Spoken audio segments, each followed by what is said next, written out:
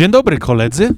This is Wild Phil with Wild Phil's Osophy. Today, I want to talk about bullies.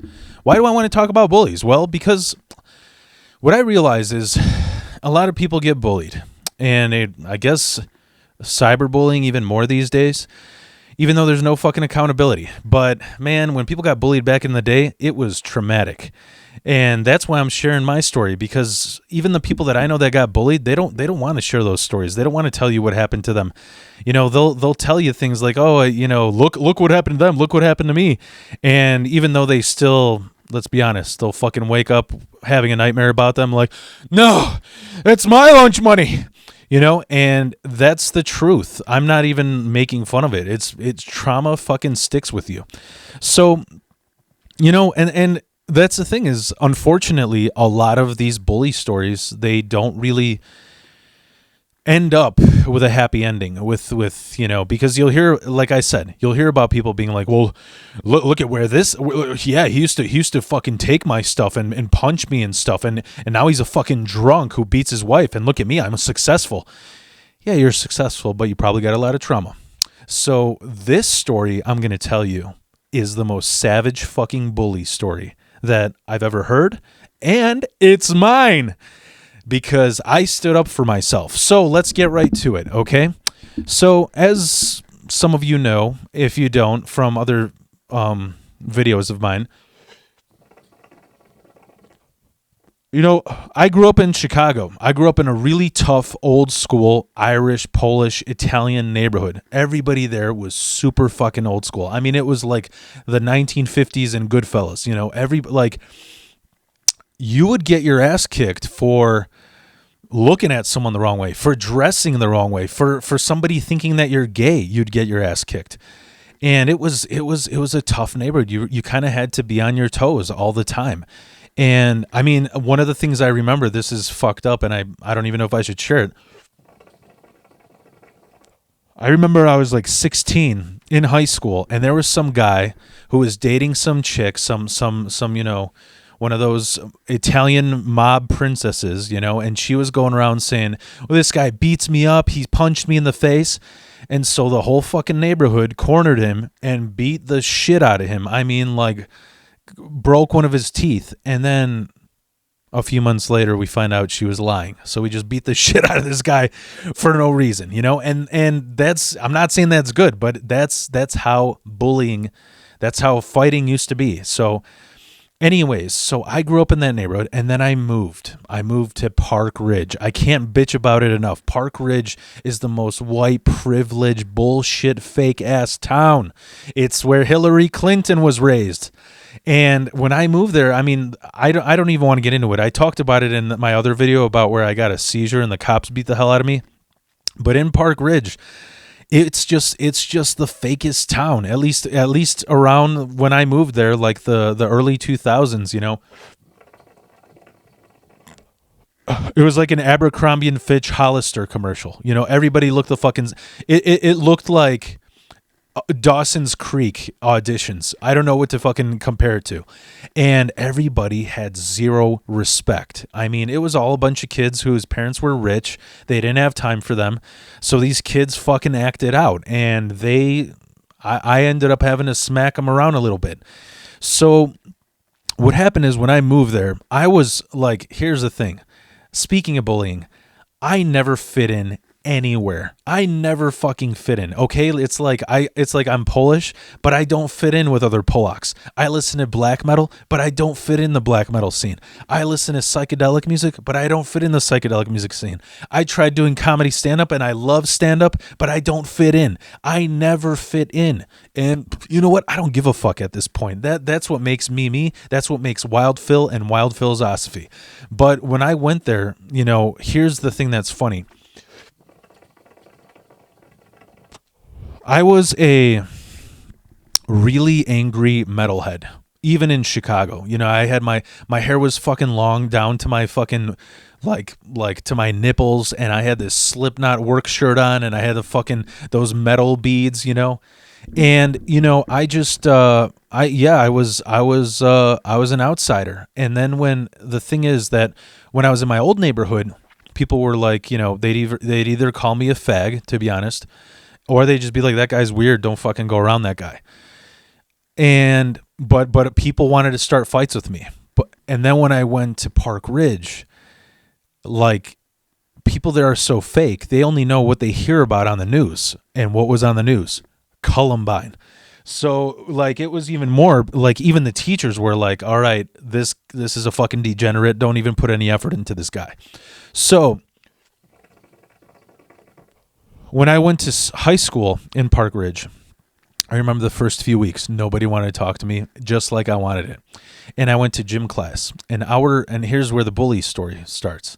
I went to gym class, and the gym teacher, he was so like old fashioned, just like this jock, that he didn't really give a fuck if I did anything. I could go outside for a fucking cigarette for all he cared. So what would happen is they'd have, like, fundamentals, you do jumping jacks or whatever the fuck, climb that rope, and then they'd play a basketball game, and I'm not fucking playing a game. If he put me in the game, I would just stand there and pick my nose until he gets me out, So when the game went on, I sat on the side, and one day I see another kid on the side, and I don't know if he wants his name mentioned, but he's the singer of a very popular metal band in Chicago. And I saw him there, and I'm like, oh, I could fit in with this kid, because he was this fat kid with acne, and he had green colored braids like Head from Korn. I'm like, well, he's another metalhead. If I'm going to fit in with anybody, it'll be him. So I sat down, we're leaning up against the wall, and we're talking to each other. And then this one kid, I remember to this day, his name was Billy.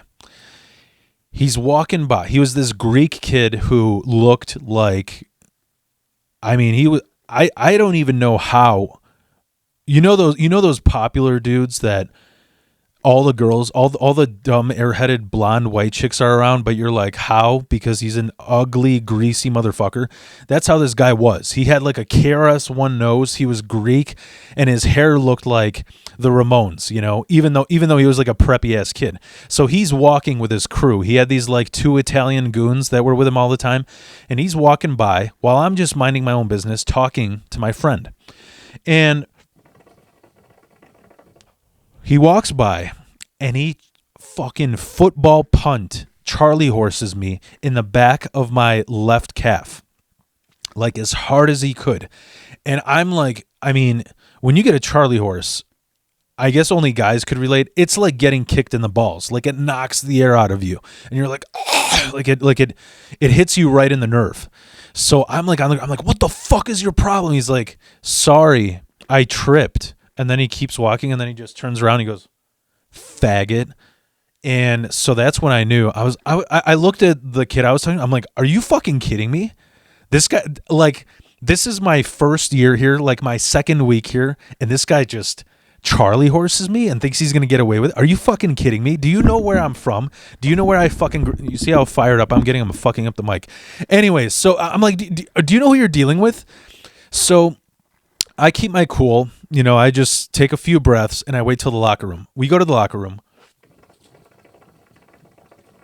and I see him, and he goes, oh, what are you going to fucking do now, bitch? And I threw him full speed to where he hit the back of his head. It bounced off a locker, and it shook him up. Like, he made one of those faces like he passed out for like a second, And then his friends, they try and pull me back, and I'm like trying to fucking swing at him, and nothing's happening because they're holding me back. So then they punch me in the face, they throw me up against the locker, and then they push me down so that I'm basically sitting on the middle bench, and they're holding my shoulders against, like, each goon is holding one of my arms so that I'm like this. I basically look like almost like Jesus Christ against the locker room, like on a crucifix. And Billy goes up to my face, like 2 inches from my face. He goes, yeah, what the fuck are you going to do now, bitch? You really want, like, you really think you have a chance? What are you going to do now? And when I get cornered like that, I'm like, that's when a spark in me goes off, and I'm like, it's time to fight dirty. So I was going to bite his nose off, but instead I whispered, I'm like, he's like, what? What'd you say? I'm like, You don't even fucking. He's like, what are you muttering? What are you saying, you little faggot? And he puts his face close to me, and I headbutted him with all my will. I mean, I could feel the pain in my lower spine. I headbutted him so fucking hard, and I shattered his fucking nose.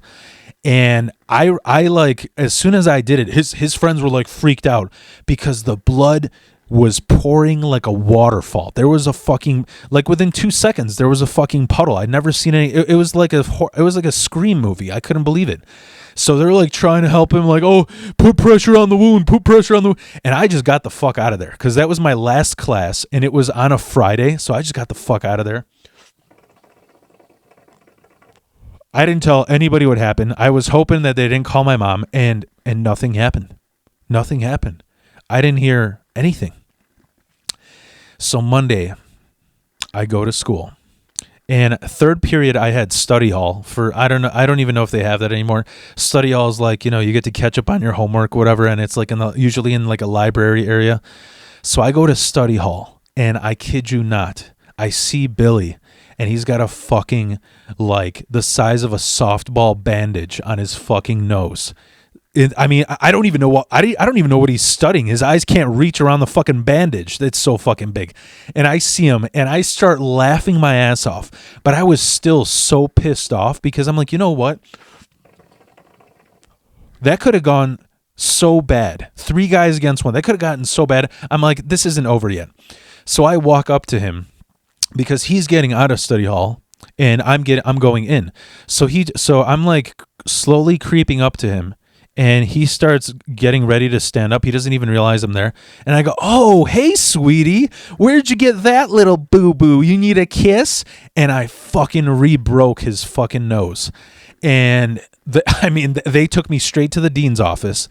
And they're talking to me. And I remember the dean there. She was a fucking bitch. I'm not even into politics, but she looked like Marjorie Taylor Greene, but she had like the personality of like AOC. And she's just like, all right, Philip, you know what? We know exactly what happened. We know what you did, and it ends right here. Okay. And I'm just like, what do you mean? I don't know what happened. And they're like, no, we understand. Okay, you stood up for yourself. It's okay. They were bullying you. It was 3 people against 1, and you won. Okay, so if anything, you had the upper hand because you defended yourself. Quit fucking around. Quit doing this stuff. You don't need to take it any further. And I am not joking. Not only is that's not just the happy ending. After that day, I would walk down the halls, and every time I saw that kid, he started getting just a little bit shaky, and then he would say, hey, what's up? How are you, man? How are you? Everything going good for you? Are you fitting in well? Like, I made him my bitch. And so that's my bully story. And the moral of the story is, fucking stand up for yourself, even if you have to physically. I don't know if I don't want to encourage kid violence, but you know what? The way I looked at it when I was 16 was, hey, you don't go to fucking jail until you're 18. So you can get away with fucking anything. So, and you know what? Bullying, I much rather be the age that I am now, knowing that I fucking stood up for myself, than being the age that I am now and having nightmares or trauma about when I did get bullied. So I hope you enjoyed my fucking story. And, if you did, let me know in the comments, and have a good day. Peace be with you.